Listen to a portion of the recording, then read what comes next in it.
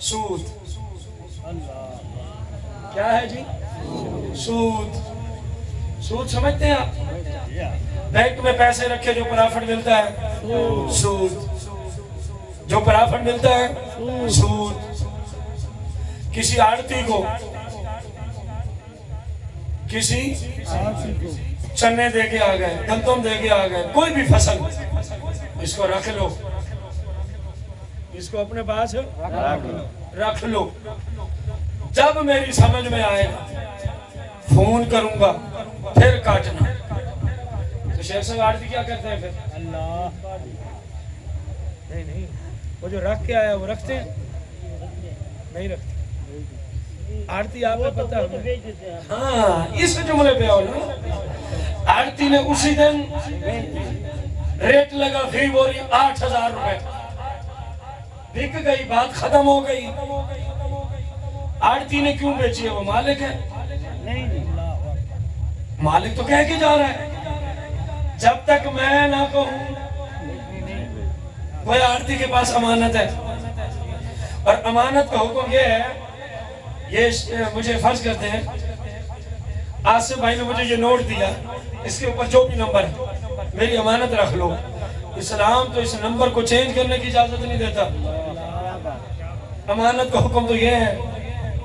اور صاحب نے وہ ساری بوریاں بیچ ڈالی, آج بکی ہیں 10 لاکھ کی. کان کھول, میں تجھے سود سمجھا رہا ہوں. اور کیونکہ آپ میں سے اکثر زراعت والے کسان بیٹھے ہیں, کچھ آڑتی بھی ہوں گے, تو اس حوالے سے سمجھا رہا ہوں. بک گیا 10 لاکھ کا وہ چنا, فرض کرتے ہیں. جب صاحب نے فون کیا تو ریٹ تھا, اب اتنی بوریاں بکتی ہیں 12 لاکھ کی. تو لیا تھا 10 اور دے رہا ہے. کوئی سمجھ آئی ہے؟ حلال ہوگا نا؟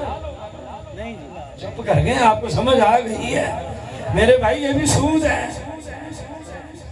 آڑتی کے پاس آپ چلے گئے, سود کی وہی مثالیں دوں نا جن میں آپ کو بھی فائدہ ہو نا جی. آڑتی کے پاس آپ چلے گئے, اور صاحب مہربانی کرو, میں نے گندم بیچنی ہے, میں نے کپاس بیچنی ہے, میں نے چنے بیچنے ہیں. بھائی صاحب, چودھری صاحب, ملک صاحب, خان صاحب, حکم کرو, ہم کس لیے بیٹھے ہیں؟ 2-4 باتیں بھی ساتھ. وہ جی مجھے نا بس 10 لاکھ روپے. اب وہ آڑتی صاحب پتہ کیا کہتے ہیں؟ کوئی نہیں, آپ ہمارے محسن ہیں, آپ نے ہمیں 10 کی جگہ 10 ہی دینا ہے. 10 کی جگہ 5 کی جگہ لاکھ کے عوضے میں واپسی کتنا دینا ہے؟ لاکھ ہی دینا ہے. بس ایک کام کرنا ہے. وہ کون سا ہے؟ جب تیری فصل تیار ہو جائے, اب امید ہے آپ سر ہلائیں گے, جب تیری فصل ہے, بس وہ فصل تو نے مجھے ہی بیچنی ہے. ہوتا ہے شیخ صاحب کہ نہیں ہوتا؟ ہمارے پاس دارالاسلام یہ سارے سوالات آڑتیوں کی طرف, کچھ کسانوں کی طرف سے ہیں. تو صاحب نے لیا تھا 1 لاکھ, کسان نے واپسی بھی دیا ہے, لیکن شرط کیا تھی؟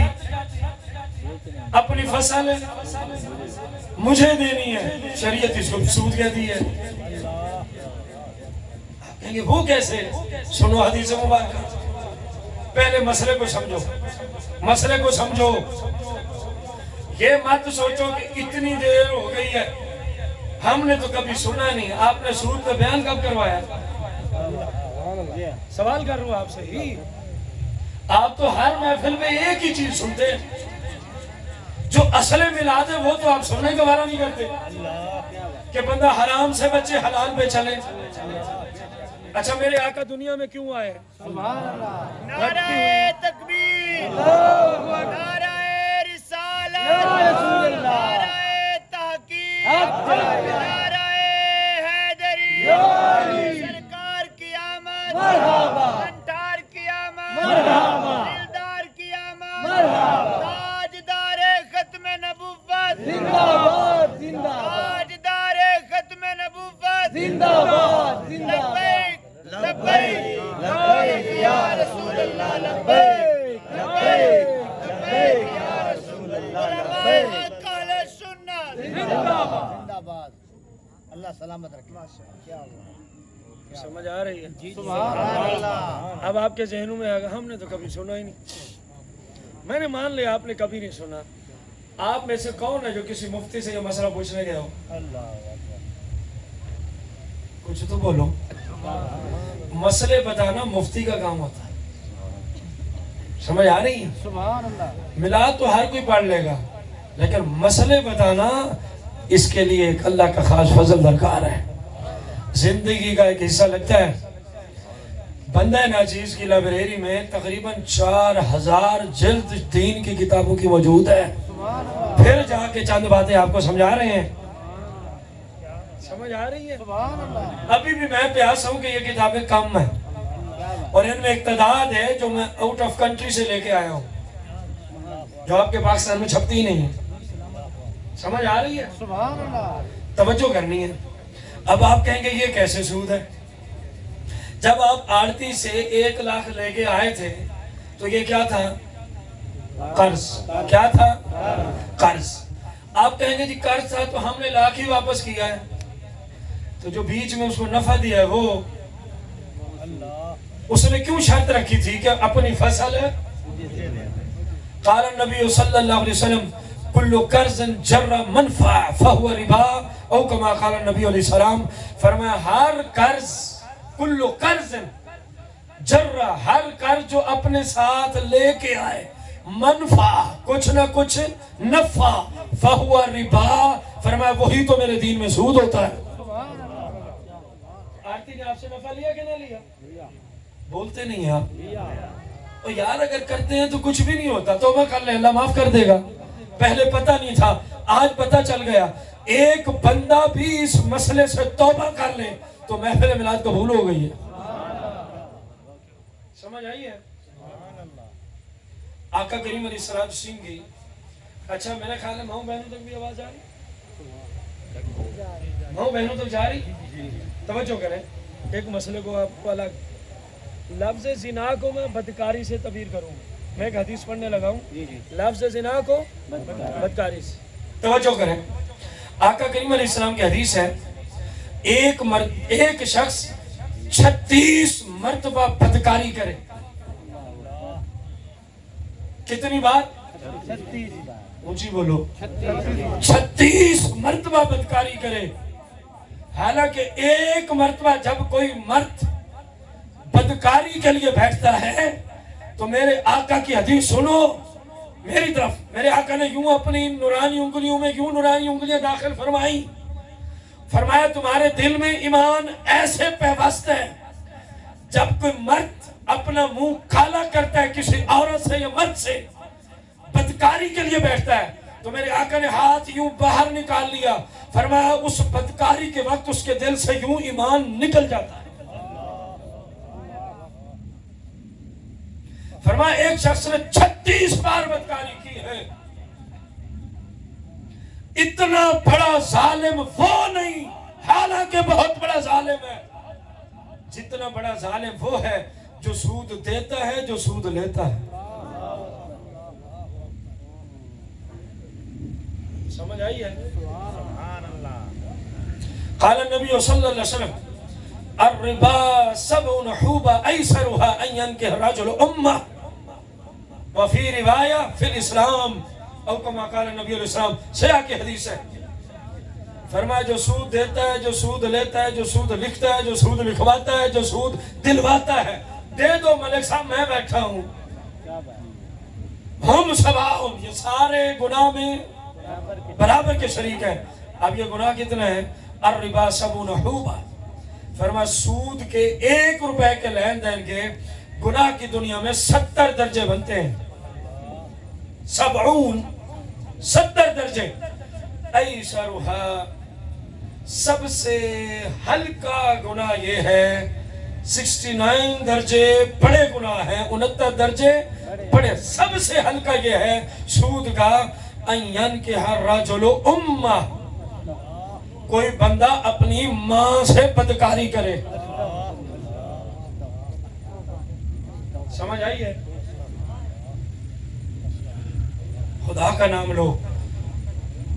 پیاز سے روٹی کھا لینا بہتر ہے چٹنی سے روٹی کھا لینا بہتر ہے، سود کی طرف نہ جانا.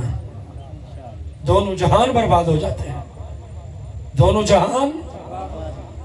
قرآن میں، پورے قرآن میں بڑے بڑے گناہ کاروں کا ذکر ہے، لیکن اللہ نے کسی کے لیے نہیں فرمایا کہ میں رب اور میرا رسول اس سے اعلان جنگ کرتے ہیں. ایک گناہ گار کے لیے اعلان فرمایا قرآن میں، سورہ بقرہ میں.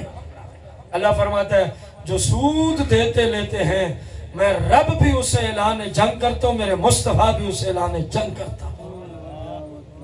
اور وہ سود کے پیسوں سے میلاد کرتا ہے. کیا بات! پہلے دین سیکھ، پھر قدم اٹھا، پھر قدم اٹھا، پھر تیرے چھوٹے سے فعل کو بھی رب قبول فرما لیتا ہے. بخاری کی حدیث ہے، فرمایا رب سود کو قبول، میرے آقا فرماتے ہیں جس کا کاروبار ہی سود کا ہو، نہ رب اس کی نماز قبول کرتا ہے، نہ حج قبول کرتا ہے، نہ صدقہ قبول کرتا ہے، نہ خیرات قبول کرتا ہے، نہ عمرہ قبول کرتا ہے، نہ قربانی قبول کرتا ہے، نہ 11ویں قبول کرتا ہے، نہ 12ویں قبول کرتا ہے، نہ میلاد قبول کرتا ہے، نہ محرم کی محفل قبول کرتا ہے. کوئی چیز قبول نہیں کرتا، کیونکہ کام سود کا ہے. فرمایا رب صرف حلال کو قبول فرماتا ہے. توجہ سے سننا، فرمایا تو صرف ایک کھجور جتنا ہی حلال سے اللہ کی راہ میں خرچ کر دے، میرا رب اس کو اتنا پسند کرتا ہے، اس کو اتنا بڑھاتا ہے، اتنا بڑھاتا ہے. ایک کھجور حلال سے اللہ کی راہ میں دے دے، فرمایا جب تو قیامت کے دن آئے گا اس ایک کھجور کا ثواب میرا اللہ تجھے پہاڑ برابر عطا فرمائے گا. ہو حلال سے، ہو حلال سے. رسول اکرم نور مجسم صلی اللہ علیہ وسلم کا فرمان ہے جو دنیا میں سود کا کام کرتے رہے جب قیامت کے دن اٹھیں گے یہ کھڑے نہیں ہو سکیں گے. قرآن میں بھی مفہوم پایا جاتا ہے اس کا، یہ کھڑے نہیں ہو سکیں گے. سود خور کھڑا ہوگا گر پڑے گا، کھڑا ہوگا گر پڑے گا، کھڑا ہوگا گر پڑے گا.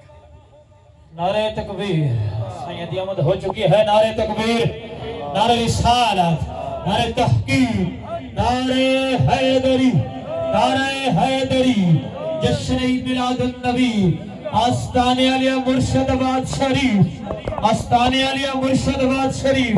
ماشاءاللہ پیر طریقت اور حبر شریعت، ہمارے ماتھے کا جھومر، ہمارے روحانی پیشوا، عقیدہ رضا، عقیدہ وفا، عقیدہ محبت کی حسین ترجمان جناب حضرت علامہ مولانا صاحبزادہ پیر مسرور الحسن زیب و زینت مرشد آباد شریف سے سجد کا حسن اپنی طرف سے، تمام شاکر رسول کی طرف سے، بانیان محفل کی طرف سے دل کی اتھاگر سے خوش آمدید کہتا ہوں. جی حضرت بسم اللہ، اہلا و سہلا مرحبا. بہت شکریہ، تشریف رکھیں حضرت. پیچھے جو باتیں تھی وہ بھنگی جرسیوں کی تھی جو آپ پیچھے سن چکے ہیں. تو میرے آقا کریم رؤوف الرحیم علیہ السلام کی شریعت مطہرہ کی روشنی میں مسلمان کسی صورت بھی سود کے قریب جاتا. اتنی حدیثیں سن کے بھی چپ کر کے بیٹھے ہیں. سود کے قریب کم از کم مسلمان جاتا، مر جائے گا مسلمان سود کے قریب نہیں جائے گا. کہاں ہے سوالات؟ ٹائم بہت ہو گیا، کوئی جو ضروری ہے وہ بھیج دیں. قبلہ پیر صاحب بھی تشریف لے آئے. جو باتیں آپ لوگوں نے مجھے دی کہاں ہے رمضان بھائی؟ پوری ہو گئی؟ کوئی رہتی ہے تو بتائیں. یہ تو بہت ٹائم لینے والا سوال ہے.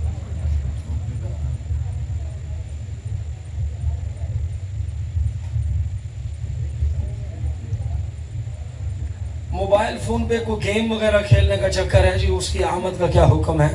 اس طرح کی جتنے بھی انٹرنیٹ پہ سسٹم چلائے ہیں نا کفار نے، یہ گیم ہے، فلاں گیم ہے، یہ ہے، وہ ہے، یہ سب قرآن و سنت کی روشنی میں ناجائز ہے. ان کے اندر کوئی کھیل تماشوں کی جو روزی ہوتی ہے وہ جائز ہوتی نہیں ہے.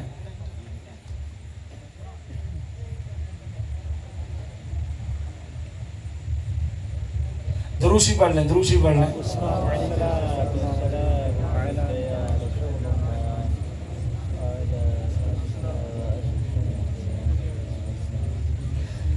یہ سوال واقعی اہم ہے، پیر صاحب نے بھی فرمایا. سوال یہ ہے، اس کا نتیجہ تھا آپ کے سامنے، سوال تو طویل ہے.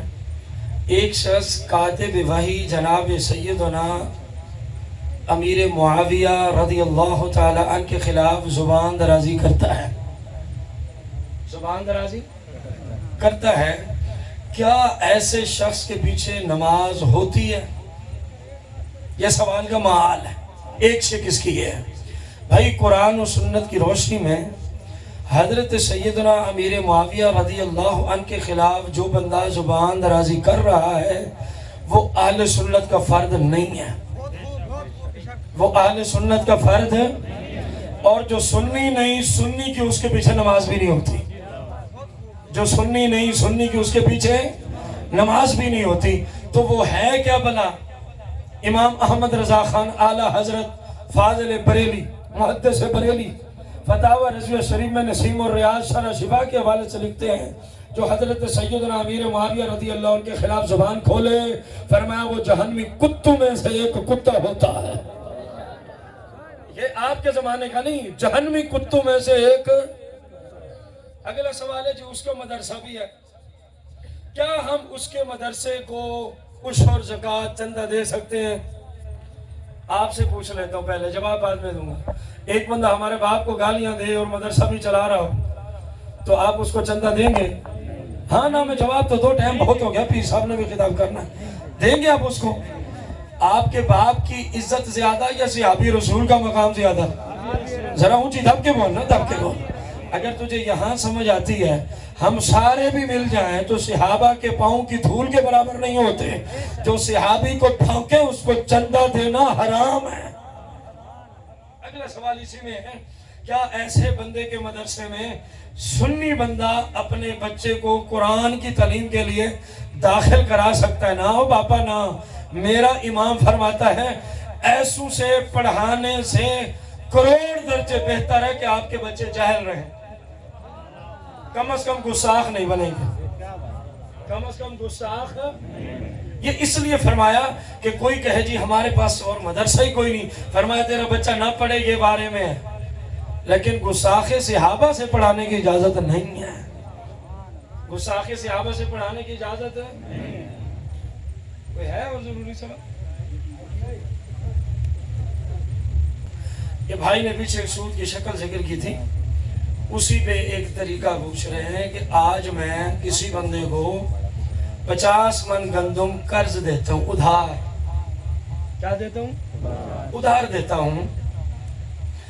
آج اس کا ریٹ فرض کرتے ہیں 50 من کا 5 لاکھ ہے، فرض کرتے ہیں، اور جب اس نے میری گندم مجھے قرض واپس کرنی ہے، گندم ہی واپس کرنی ہے، اس وقت اسی 50 من کا ریٹ اس ریٹ سے زیادہ ہوتا ہے، تو کیا یہ جائز ہے؟ بالکل جائز ہے۔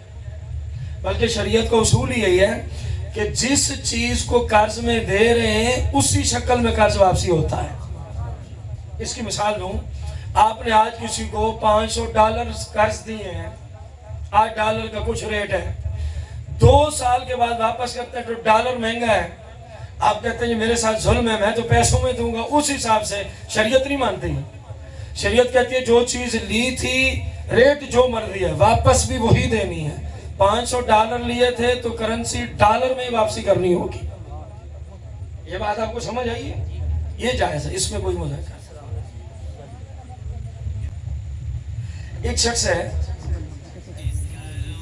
نماز کے اندر رکوع کی جو تسبیح ہے سبحان ربی العظیم، وہ کسی وجہ سے اس کا صحیح تلفظ ادا نہیں کر سکتا، کیا وہ سبحان ربی الکریم پڑھ سکتا ہے؟ یہ سوال ہے۔ سوال سمجھ آیا؟ اگر کوئی بندہ سبحان ربی العظیم کا تلفظ ادا نہیں کر سکتا تو اس کو اسلام میں اجازت ہے وہ سبحان ربی الکریم پڑھ سکتا ہے، سبحان ربی الکریم پڑھ سکتا ہے۔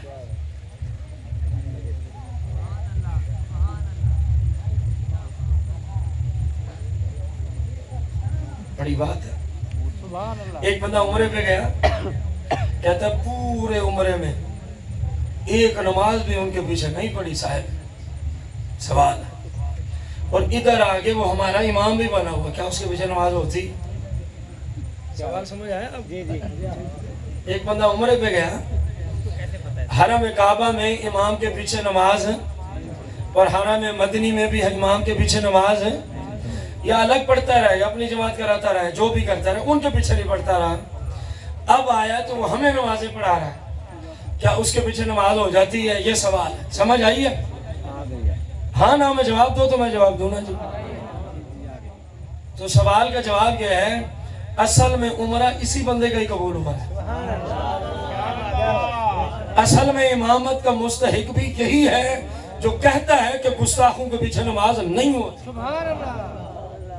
سمجھ آئی ہے؟ اگر نہیں ہوتی تو پھر مجھے بھی نہ بلایا کرو، میں جتنی بار بھی گیا ہوں میں اپنی جماعت کرواتا ہوں، مجھے تو کبھی کسی نے کچھ نہیں کہا، حتیٰ کہ رمضان مبارک میں ہم تراویح کی جماعت مسجد نبوی میں اپنی کراتے رہے، ہمیں تو کوئی کچھ نہیں کہتا۔ سمجھ آئی ہے؟ وہ پیر سیال کو جانتے ہیں آپ لوگ؟ خواجہ قمر الدین سیالوی رحمت اللہ علیہ کو، وہ اللہ کا ولی ہے یا نہیں ہے؟ اونچی بول ذرا۔ وہ بھی ان کے پیچھے نہیں پڑتے تھے۔ امید ہے آپ اس امام کو آپ کچھ نہیں کہیں گے، وہ امام اس نے بالکل ٹھیک کیا ہے جو ان کے پیچھے نماز نہیں پڑھی۔ میں آپ کو بتاؤں تو آپ حیران ہو جائیں، ان کے فتاوی میں مدینہ سے لے کے آیا ہوں، میرے پاس موجود ہے ان کے عربی فتاوی۔ یہ کہتے ہیں جو میلاد منائے ہمارے نزدیک بدعتی ہے، مشرک ہے اور جہنمی ہے۔ جو تجھے مشرک ہے تو اس کے پیچھے نماز پڑھے گا۔ کہتا ہے مولا یصلی وسلم دائما ابدا کہ سیدھا بردہ شریف پڑھنے والا ہمارے نزدیک مشرک ہے۔ لگا فتویٰ پہ، میرے پاس ان کے تحریری فتاویات موجود ہیں، میں کوئی کہانیاں نہیں سنا رہا آپ کو۔ یہ تو ہو گیا۔ جنازہ جب بھی آپ اٹھائیں نا جی، تو جنازے کا میت کا جو سر ہے نا، سر وہ آگے ہونا چاہیے۔ کس طرف ہونا چاہیے؟ بھلے قبلے کو پاؤں ہوں، کوئی مسئلہ نہیں ہے۔ میرے خالے بھائی یہی پوچھنا چاہ رہے تھے۔ اس کا سر، فرض کرتے ہیں کہ ادھر سے ہم ادھر چل رہے ہیں، کعبہ ادھر ہی ہے نا، یہاں جہاں بیٹھے ہیں اس طرف میں سامنے ہے۔ ہم اگر ادھر جا رہے ہیں، ادھر کو جا رہے ہیں مشرق کی طرف، یہ مغرب ہے، تو میت کا سر کدھر ہوگا؟ مشرق کو، پاؤں کدھر ہو جائیں گے؟ مغرب کو۔ کوئی پریشانی والی بات نہیں ہے کہ کعبے کو پاؤں ہو رہے ہیں، یہاں اسلام نے خود اس چیز کی اجازت دی ہے، اسلام نے خود اس چیز کی اجازت دی ہے۔ اللہ کریم ہمیں دین پر عمل کی توفیق عطا فرمائے، آمین بجاہ النبی الکریم علیہ السلام۔